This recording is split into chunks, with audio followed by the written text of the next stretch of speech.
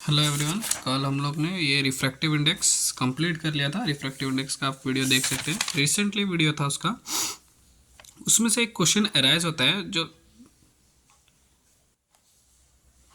उसमें से एक क्वेश्चन अराइज होता है कि हम लोग का उसमें से एक क्वेश्चन अराइज होता है कि हम लोग का इंसिडेंट रे जो है और वो इमर्जेंट रे वो पैरेलल होके क्यों जाता है। सिंपल सा आंसर दिखाता हूँ। देखो, ये दोनों पैरेलल होके क्यों जाता है।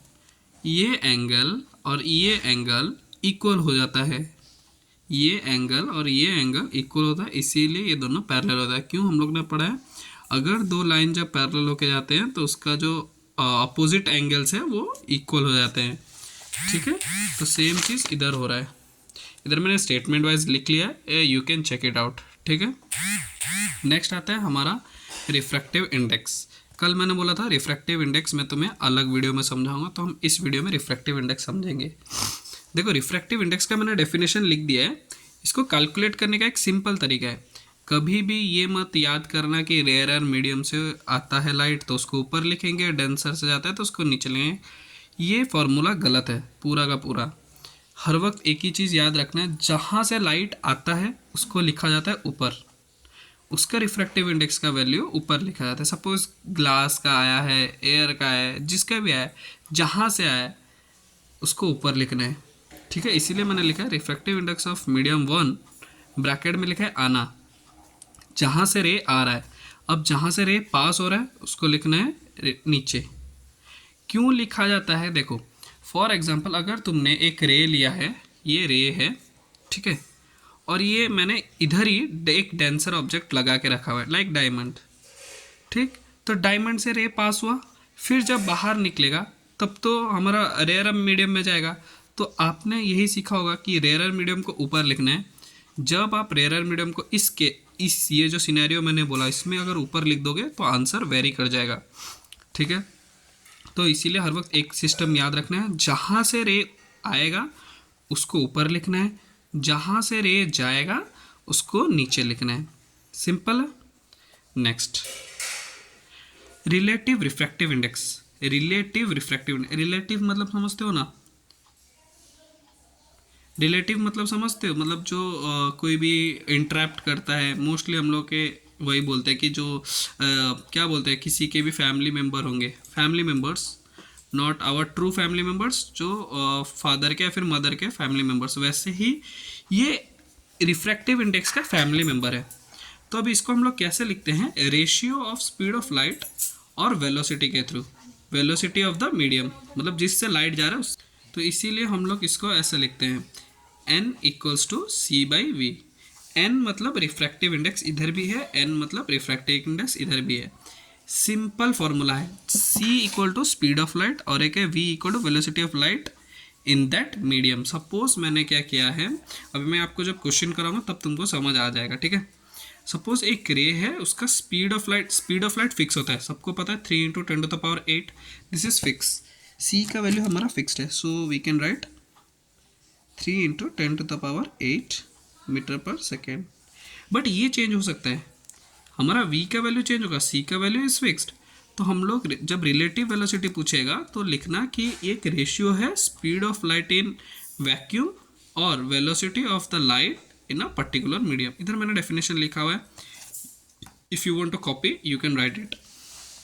देखो, इधर मैंने कुछ इंपॉर्टेंट क्वेश्चंस लिया हुआ है। ठीक है, इसमें दिया है इसने कि स्पीड ऑफ द लाइट, बस अगर तुमको एक ही दे दिया है speed of the light calculate करना, आंख बंद करके n equal to C V वाला फॉर्मूला डाल देना। क्यों, c का वैल्यू तुमको पता है और n हमको कैलकुलेट करना है, v दिया हुआ है। तो सेम चीज़ मैंने किया, 3 × 10⁸ डिवाइडेड बाई 2.5 × 10⁸। ये दोनों कट जाएगा, आंसर आएगा 1.2। देखो एक और चीज़, रिफ्रैक्टिव इंडेक्स का कोई भी यूनिट नहीं होता है, कोई भी यूनिट नहीं होता है, नो यूनिट। नेक्स्ट, इधर ये वाला क्वेश्चन होप आपको समझ आया होगा। ये बेसिकली ये बोर्ड्स के क्वेश्चंस में 1 मार्क का या फिर 2 मैक्स टू मैक्स 2 मार्क का क्वेश्चन में आता है, या फिर 1 मार्क का क्वेश्चन में आ जाता है, मोस्टली एमसीक्यू में आता है। ठीक है, ऐसा क्वेश्चन आया है, या फिर इसका एक और अपग्रेडेड वर्जन में क्वेश्चन आता है, मैं दिखाऊंगा नेक्स्ट वीडियो में।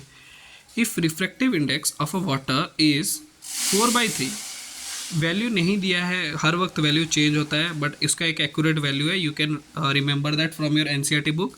बट यहाँ पे क्वेश्चन में दिया है एक refractive index of water, water का रिफ्रैक्टिव इंडेक्स अगर 4/3 है और ग्लास का अगर 3/2 है, देन इसने क्वेश्चन में क्या पूछा है, what will be the refractive index of glass with respect to water. तो याद रखना विथ रेस्पेक्ट टू जो पूछेगा, मतलब सपोज मैं बोलूँगा कि जो जिस बच्चे ने ट्रिग्नोमेट्री थोड़ा बहुत पढ़ा होगा या फिर इंटीग्रेशन डेरिवेशन में हम लोग विथ रेस्पेक्ट टू लिखते हैं या फिर ड्यू रेस्पेक्ट लिखते हैं एप्लीकेशन में। फॉर एग्जांपल हम लोग एप्लीकेशन में लिखते हैं for respected principal sir, headmaster, जो भी जिसको भी तुम एप्लीकेशन, तो उसको हम लोग ऊपर लिखते हैं ना। तो सेम चीज़ अगर विथ रेस्पेक्ट टू वाटर है तो यू डब्ल्यू मतलब स्पीड ऑफ वाटर, इसको ऊपर लिखना पड़ेगा। ये क्वेश्चन में मेंशन होता है, विथ रेस्पेक्ट टू वाला ऊपर रहेगा और जो बाकी बचा कुछ होगा उसको नीचे लेके आना है। सॉरी मैंने उल्टा बोल दिया, जो ग्लास वाला होगा, सपोज जो पहले दिया है ना, पहले जो दिया है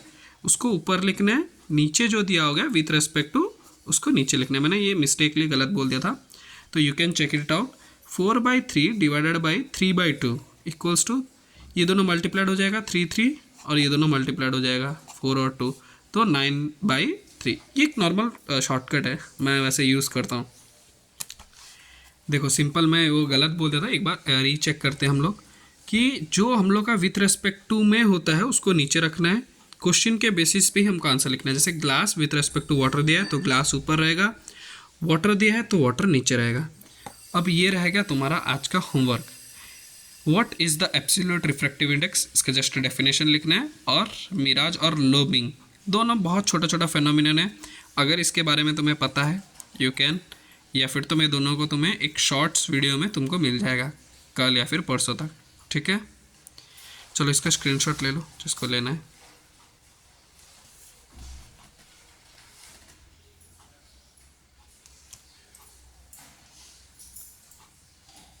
चलो thank you, take care, bye bye.